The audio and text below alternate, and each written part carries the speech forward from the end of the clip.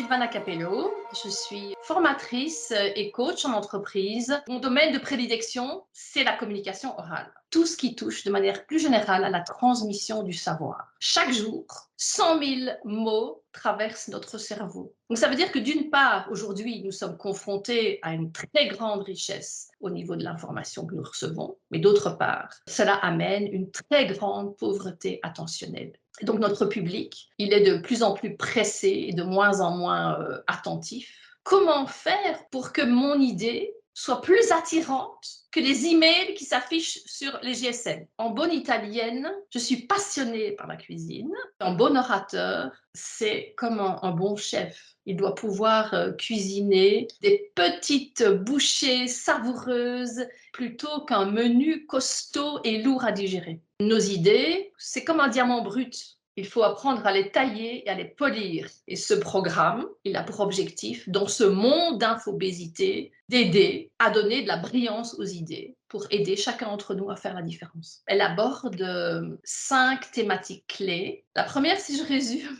c'est la simplicité. Présenter, c'est choisir, car si tout est important, alors rien n'est important. Comment économiser le temps qui est si précieux de nos interlocuteurs? Comment structurer les messages afin de faire ressortir les idées clés? Une deuxième clé de succès, c'est la curiosité. Nous découvrirons une boîte à outils pour capter, mais aussi pour garder l'attention de nos interlocuteurs. Troisième thématique, c'est toute la problématique de la connexion. Nous aborderons de multiples techniques afin de connecter le contenu avec leur réalité. Quatrième clé de succès, c'est la visualisation. Souvent, PowerPoint est notre ennemi plutôt que notre allié. Et donc, nous verrons comment transformer les interminables listes à puces en une histoire visuelle. Cinquième clé de succès, c'est donc le charisme, et on se penchera sur le style de communication de chacun, l'énergie, comment est-ce qu'on se déplace dans l'espace, et comment faire pour renforcer à la fois la crédibilité et aussi le capital sympathie. Il y a énormément de possibilités pour chaque participant de